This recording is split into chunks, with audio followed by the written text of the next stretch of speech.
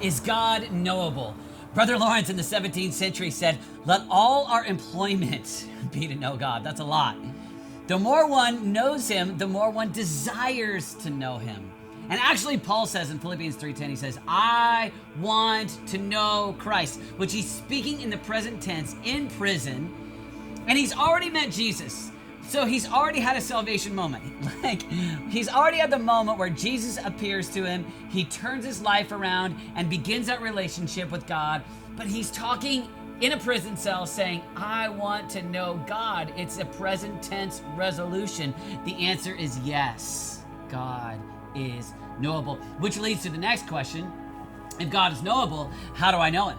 How do I get closer to him? So I've already decided to follow him, but how do I grow in my relationship with God? One of the best things that you can do is start to study the personality of what God is like.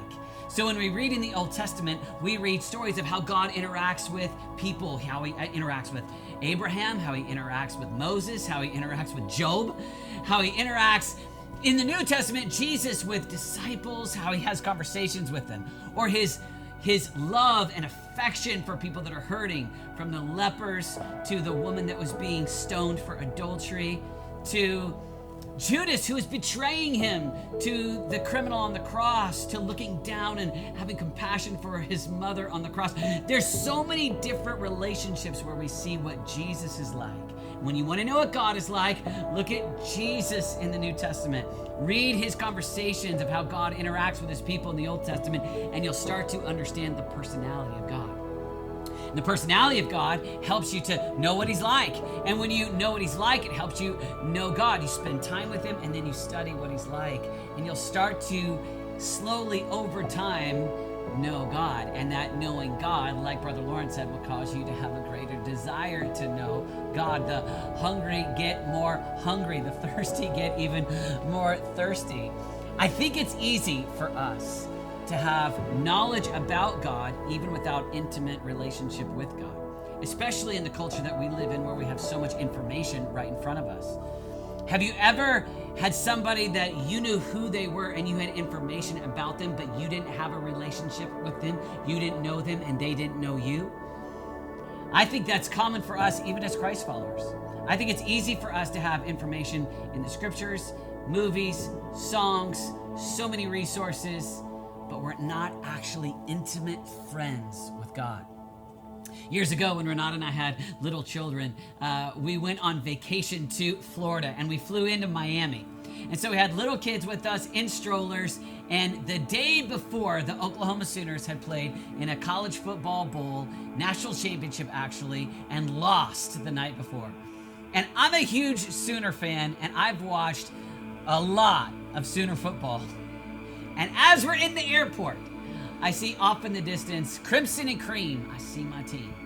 And I said to my bride, "Babe, I see the head coach, Bob Stoops. I have got to go talk to Bob Stoops." And she says, "Babe, please, not right now." And I said, "No, right now, I've got to go talk to him. This is my moment." And so he was on his cell phone. I kind of lost a little credibility as a dad and husband right there, as a Sooner fan, to go meet this guy. And I'm standing there waiting for him as he's on his cell phone. And he finally gets off his phone. I looked at the coach and I said, "Way to go, coach. We'll get him next year." And he looked at me and he patted me on the head dismissively, a bit annoyed, and said, "Thanks, son," and walked away. And in the moment, I realized this. There is no question. I don't know Bob. Bob don't know me. There is no relationship. I have all kinds of information. I've read articles online. I've watched a lot of hours on TV. I've listened on the radio. I have not only Bob Stoop information about his coaching, I just happen to know a lot about him. I knew about his wife, Carol. I knew he had twin sons. I had seen pictures of his house on Google Images. I mean, I had a lot of information about him. I knew about his brothers being coaches. I knew so much about Bob in my head, but I didn't have any kind of friendship with Bob. And oh, the tragedy if we don't pursue knowing God intimately. You've been given this privilege called prayer, where you can know him, where you can not just know about God, But you can, James 4:8 says, draw near to God and he will draw near to you. God is knowable. Hosea said, I don't want your, quoting God, he says, I don't want your sacrifices, I want your love. I don't want your offerings, I want you to know me. That's Hosea 6:6. I want you to know me. So I want more than what you do for me. I want you to know me. I want relationship. That's what God wants with you. And I want to invite you in this day and age, information age, where it's easy to know a lot of information about. I want to invite you to think about relationship with, so that your relationship with God is more than information. It's revelation. It's relationship. And we, like Brother Lawrence says, make it our great desire to know